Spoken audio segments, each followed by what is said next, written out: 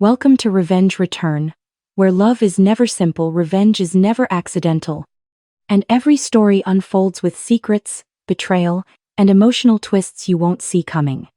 This is where the story begins. Get out. You're nothing but a disappointment. My father's words echoed through our family's luxurious living room, his face red with rage. 28 years old, and what do you have to show for it? Nothing.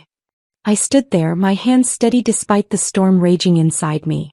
Behind him, my mother sat perched on our imported Italian sofa, her lips pressed into a thin line of disapproval. The same expression she'd worn throughout my childhood. I built this company from nothing, he continued, gesturing to the various awards and recognition plaques that lined our walls. And you refused to follow the path I set for you. Instead, you waste time with your innovative ideas and sustainable business models. The way he spat those words made them sound like insults. To him they were. Dad, if you just look at my proposal, I started, but he cut me off with a dismissive wave. Enough, Olivia. Your brother managed to secure 3 major contracts this month alone. Meanwhile, you're still talking about long-term sustainability and ethical business practices. This isn't some university classroom. My brother Marcus. Of course. The golden child who followed our father's every command, who never questioned the old ways of doing business, who didn't care if their practices were destroying the environment or exploiting workers, as long as the profit margins kept growing.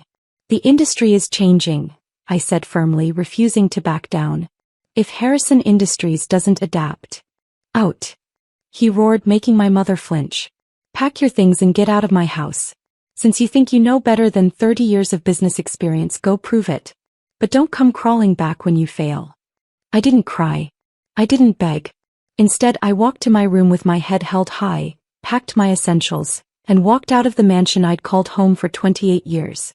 My mother didn't even get up to say goodbye. That was 3 years ago. I'd love to say I immediately became successful, that I proved them wrong overnight. But real life isn't that simple. The first 6 months were brutal.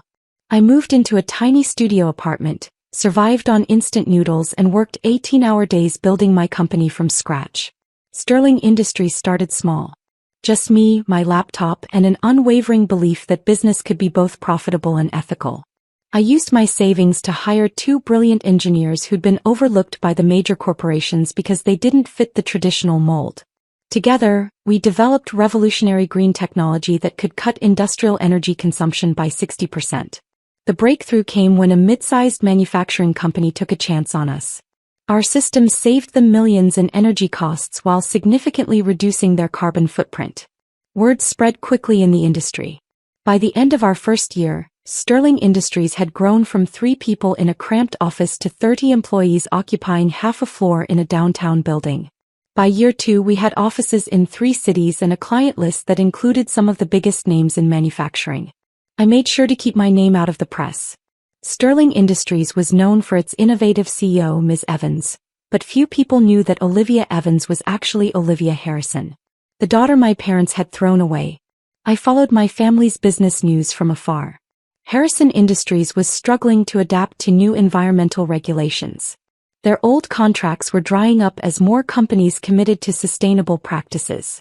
My father's outdated methods were finally catching up with him. Then came the Maxwell contract. Maxwell Corp was the biggest name in sustainable technology manufacturing. Landing their business could make or break a company. I knew Harrison Industries was desperate to secure it. They needed a win to stay relevant in the changing market. What my parents didn't know was that 6 months ago, Sterling Industries had quietly acquired controlling interest in Maxwell Corp through a series of shell companies. Every major decision, every contract had to cross my desk. So when my assistant walked in with the contract proposal from Harrison Industries, I couldn't help but smile at the irony. The daughter they'd kicked out for being useless now held their company's future in her hands. I read through their proposal carefully. It was exactly what I'd expected, full of empty promises about sustainability while planning to use the same old harmful practices. They were trying to buy their way into the green energy market without actually changing anything. My phone buzzed. A message from my brother. Dad's really nervous about this Maxwell deal. Keeps saying it's our last chance to turn things around. Guess you were wrong about the industry changing, sis. We're about to land the biggest contract of the year. I set my phone down and picked up my stamp. The same stamp that had approved dozens of contracts worth hundreds of millions of dollars. The same stamp that could save or destroy Harrison Industries. In bright red ink, I marked the proposal, rejected. But this wasn't just about revenge. I had a bigger plan in mind. One that would force my family to face everything they tried to ignore. Tomorrow morning, I would walk into Harrison Industries not as their rejected daughter, but as the CEO of Sterling Industries, the company they were about to learn they desperately needed. Sometimes karma works in deliciously ironic ways. The Harrison Industries lobby hadn't changed in 3 years.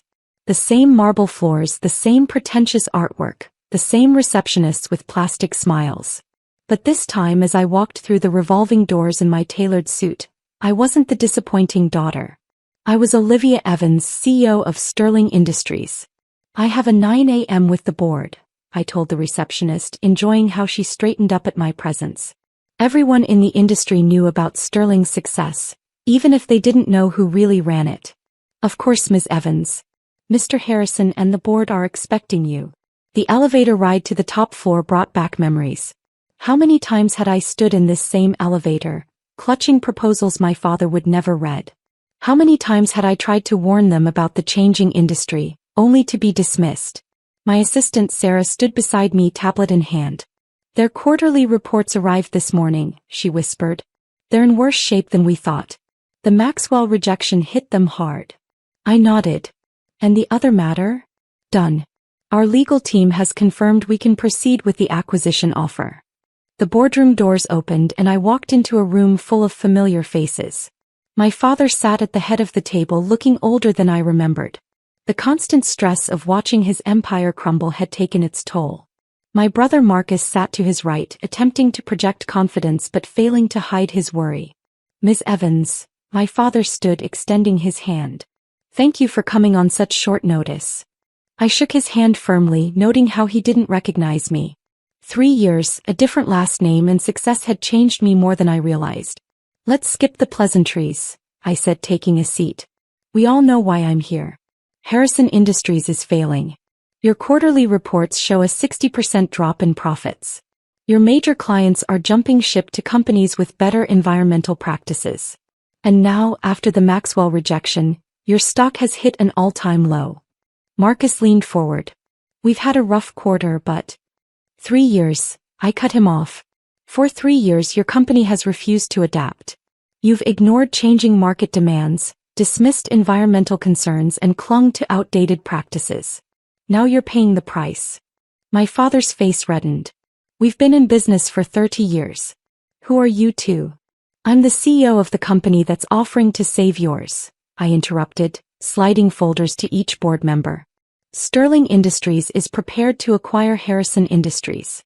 We'll modernize your operations, retain most of your workforce, and implement sustainable practices that will make you profitable again. The board members eagerly opened their folders. My father sat frozen. This is a hostile takeover, Marcus sputtered, scanning the documents. No, I smiled. This is an opportunity. Your only opportunity, actually. Without this deal, Harrison Industries will be bankrupt within 6 months. My father finally found his voice. You can't. Actually, I can. I stood up, walking to the front of the room. You see, I've spent 3 years building what you said couldn't be done. A company that's both profitable and ethical. While you were chasing quick profits, I was developing technologies that are now industry standards. Something flickered in my father's eyes. Recognition maybe? Or just fear? Sterling Industries isn't just offering to buy you out, I continued. We're offering to save everything you built. The jobs of hundreds of employees. The legacy you're so proud of. All you have to do is sign. A board member spoke up. Mr. Harrison, we should consider this. The terms are more than fair. My father stared at me, really looked at me for the first time since I'd entered the room. Olivia. The room went silent. Marcus's jaw dropped. Hello, Dad. I kept my voice steady. Surprised to see your disappointment of a daughter? He stood up so quickly his chair toppled backward. This is some kind of revenge plot? No, I said firmly. This is business. The kind of business I tried to tell you about 3 years ago. The future you refused to see. Marcus found his voice. You can't do this to our family. Family. I laughed. You mean the family that threw me out? The family that dismissed every idea I had? That family. I turned to the board members. 3 years ago, I stood in this room and presented a plan for sustainable technology. I warned that the industry was changing. Mr. Harrison here called me naive and kicked me out of both the company and his home. Now I'm offering to save everything he built.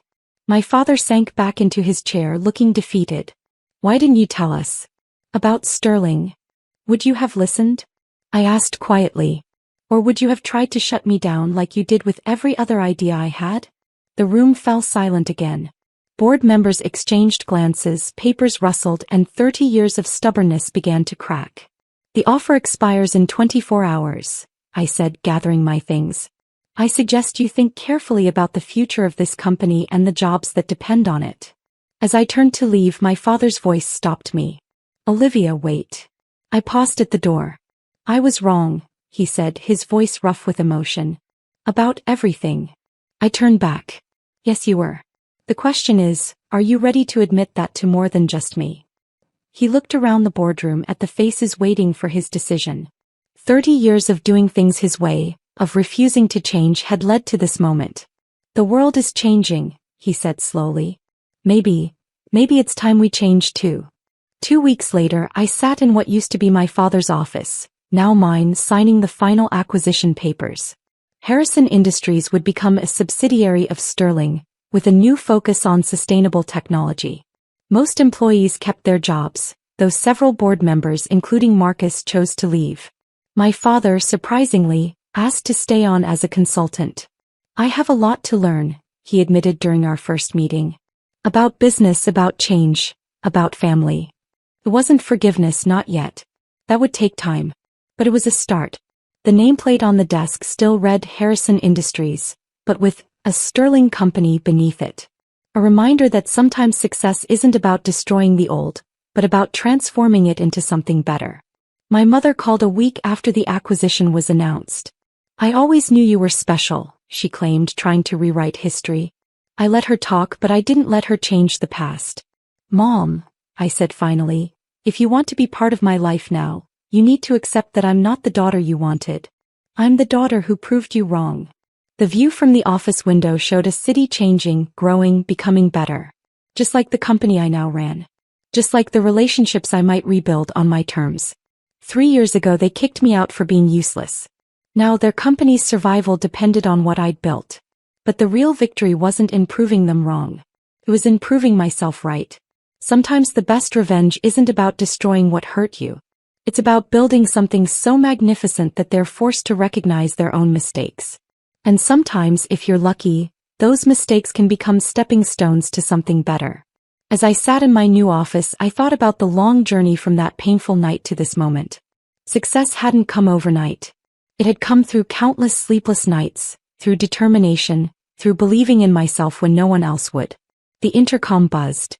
Ms. Evans, your father's here for the sustainability meeting. I smiled, picking up the folder of new proposals I'd prepared. Send him in. The door opened and my father entered, looking more humble than I'd ever seen him. Ready to learn about the future? I asked. He nodded, taking a seat. Ready to learn from my daughter. And that, more than any contractor acquisition, felt like true success.